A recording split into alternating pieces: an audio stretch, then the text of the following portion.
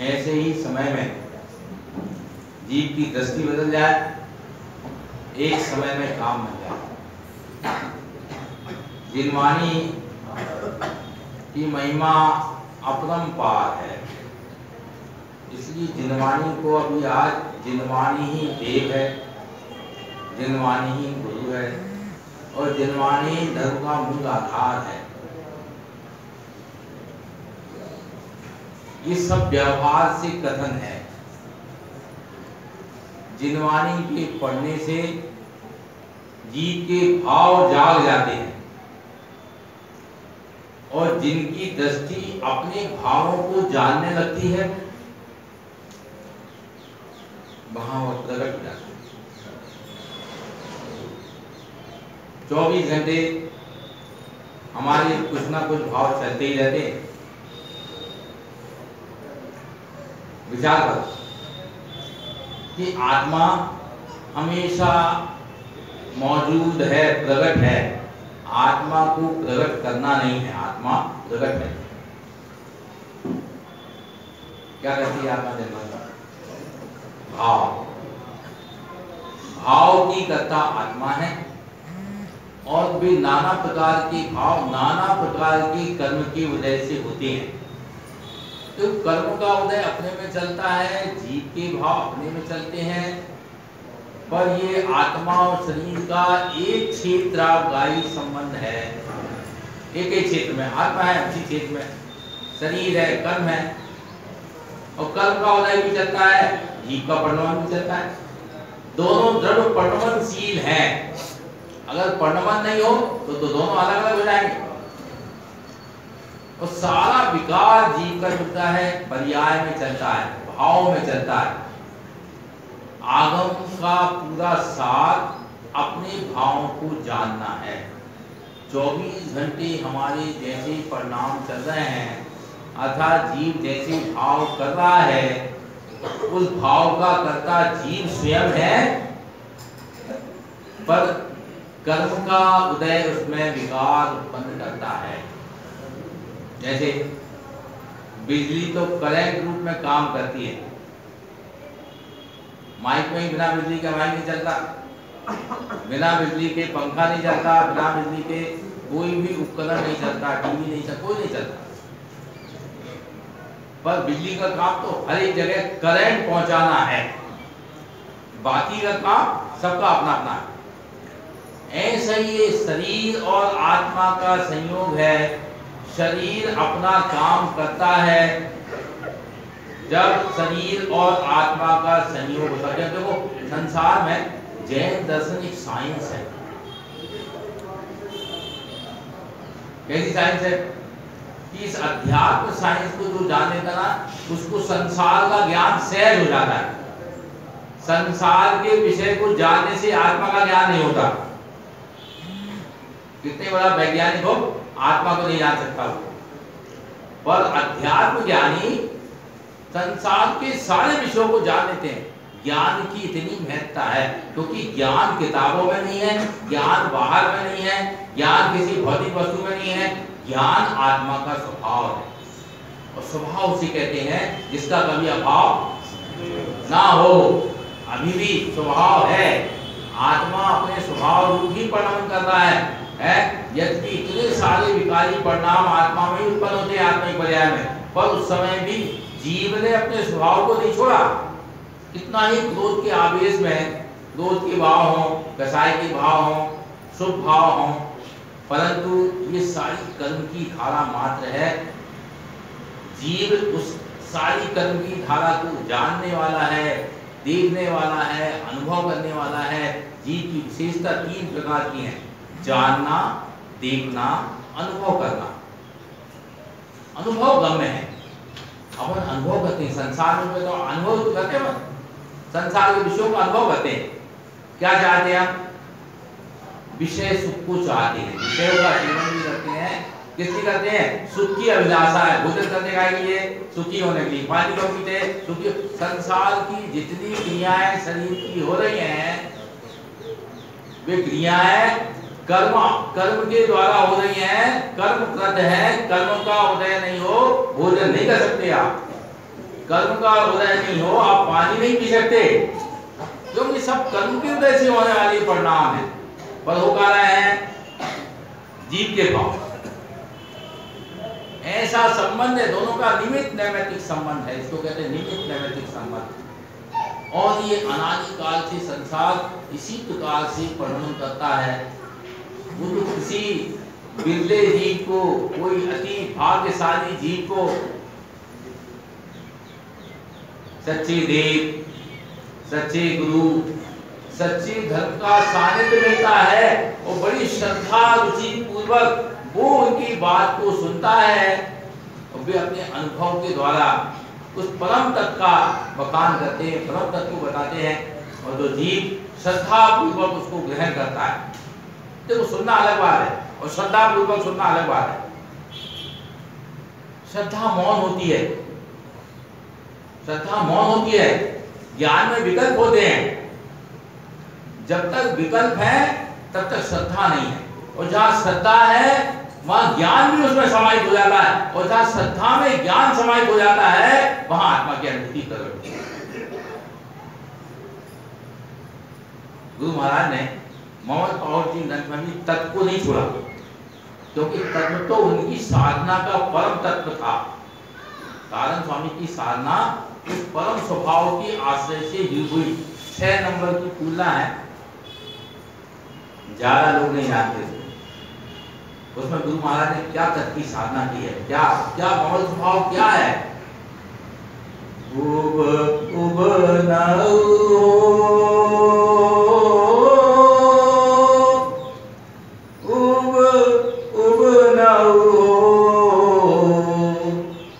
ज्ञान विज्ञान तत्व सहाय सो तत्व हो ओ जिनवर मम सहाय मल रहियो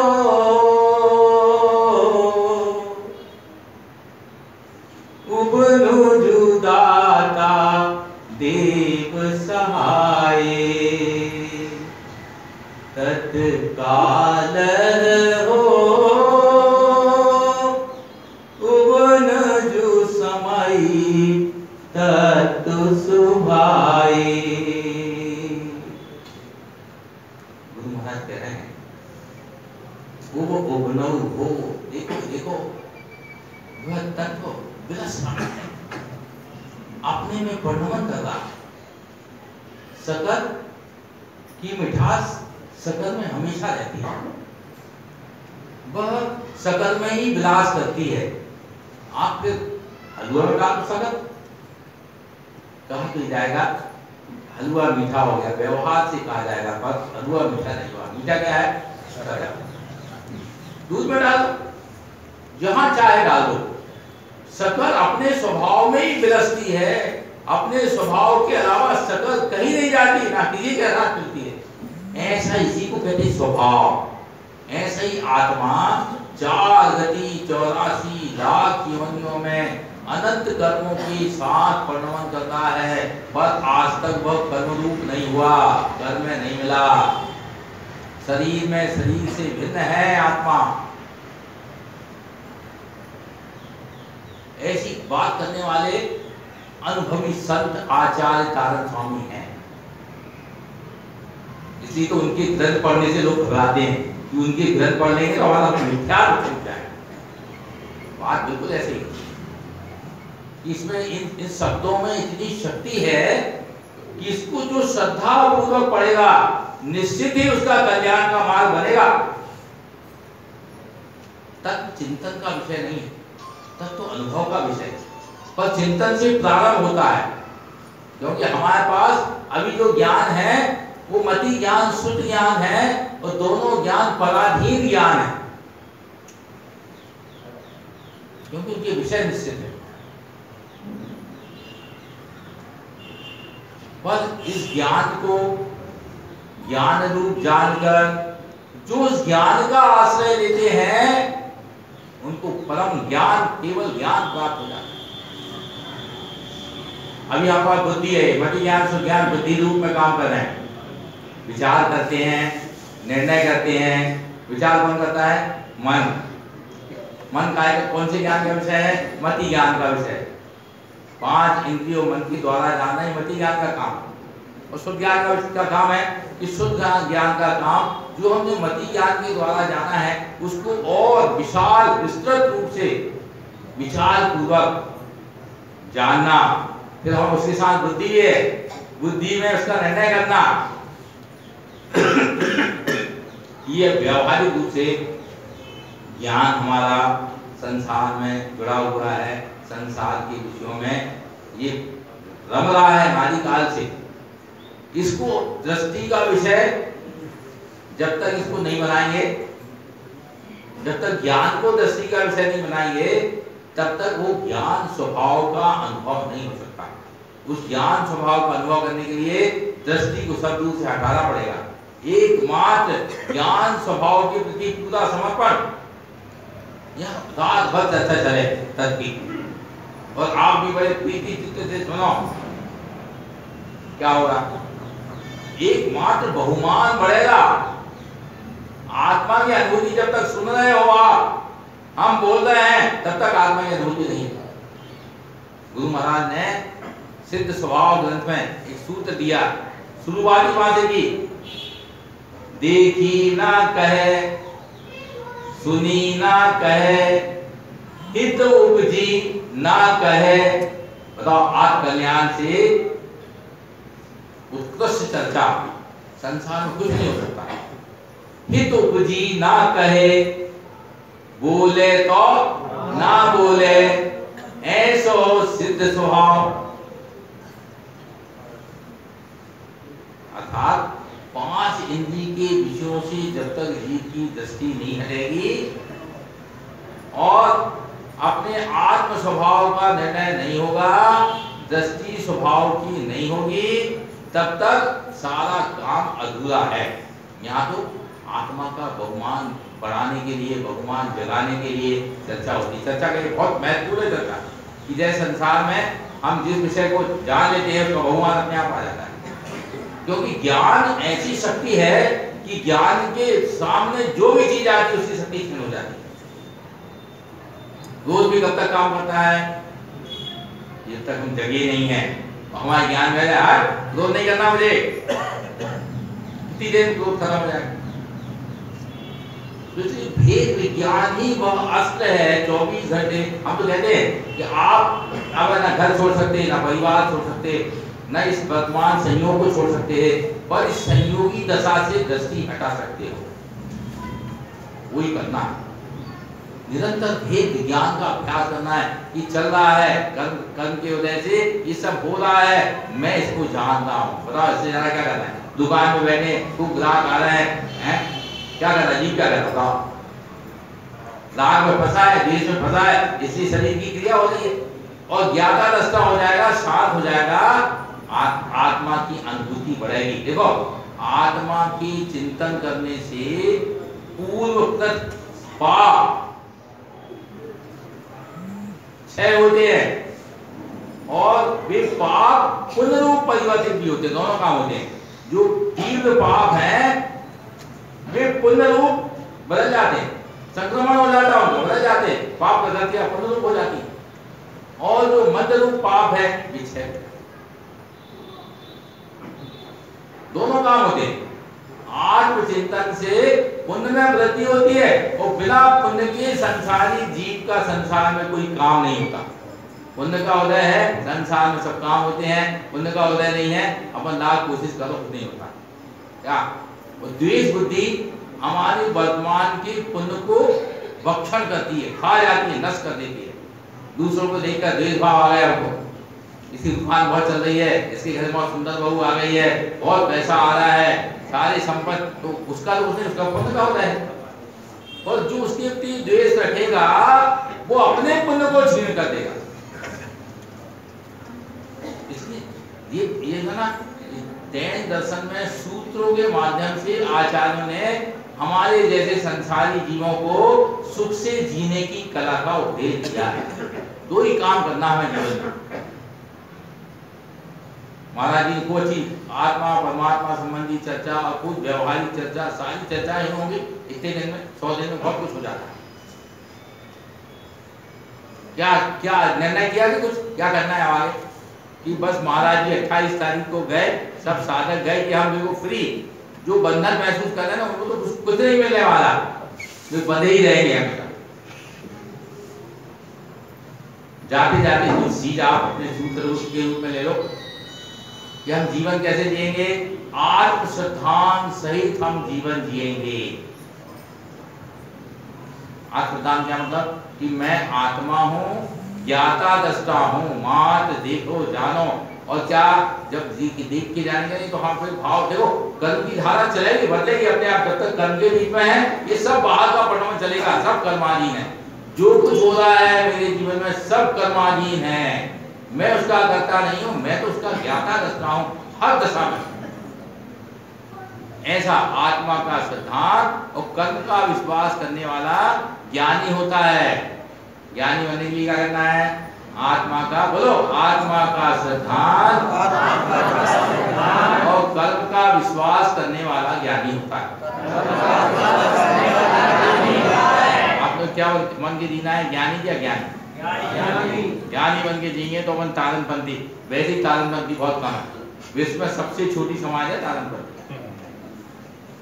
1 लाख की करीब पॉपुलेशन पूरी। बताओ, अमेरिका में एक द्वीप है छोटा सा, और वहां पर कुल 25-26 लोग एक समाज, एक मान्यता के अनुसार जीने वाले हैं। वे बाहर में किसी से नहीं बोलते, किसी से कुछ नहीं करते, पर धीरे धीरे भौतिक बातों में लग गया उनको। वो भी चाहते हैं बहुत अच्छे कपड़े मिले, बहुत अच्छा भोजन मिले। गवर्नमेंट उनको देती है पूरी सुविधाएं, अपनी मान्यता के अनुसार जीने के लिए देती है। आज डेमोक्रेसी का युग है। डेमोक्रेसी का मतलब जानते हैं? स्वतंत्रता पूर्वक आप जीवन जियो। इसका मतलब स्वतंत्रता पूर्वक नहीं, स्वतंत्रता पूर्वक। और क्या हो गया है, हमने डेमोक्रेसी को स्वतंत्रता पूर्वक जीने का मान लिया नियम, कि जो अच्छा करना हो, बुरा करना, सब बुरा कर सकते। ऐसा नहीं है। डेमोक्रेसी में ये बात है कि आपके द्वारा किसी को तकलीफ ना हो, ऐसा जियो। क्या सबसे पहली नियम कायदे हैं, कानून की किताब में लिखा है कि आपकी किसी क्रियाकलाप से दूसरों को तकलीफ ना हो, आप स्वतंत्रता पूर्वक विचार कर सकते हो, बोल सकते हो, अपने काम कर सकते हो, सबके प्रति हितकारी दृष्टि से विचार करो। और यही बात जैन दर्शन का मूल आधार है ना। ऐसे अपन गुरु महाराज की वाणी को आत्मसात करें, और 2 बातें याद रखें कि मैं आत्मा हूँ, अर्थात मैं ज्ञाता दृष्टा हूँ, करता रहता नहीं हूँ। जो कुछ बाहर में हो रहा है मेरी कर्म की धारा के अनुसार मेरे जीवन में हो रहा है। ये 2 बातों को हम ध्यान रखेंगे। और चर्चा तो बहुत है, समय घड़ी नहीं होती ना, बहुत करती घड़ी कितनी महत्वपूर्ण है। ऐसे अपनी आत्मा नहीं होती तो अपन नहीं होते, समझना। आत्मा ही बहुत महत्वपूर्ण है। दोनों समय है, दोनों को समय कहते हैं, आत्मा को भी समय कहते हैं, तो घड़ी तो है ही समय। अपने सबके जीवन में ऐसा आनंद प्रकट हो, अपना जीवन सुखमय हो, यही भावना। बोलो श्री गुरु महाराज की जय। देखो समय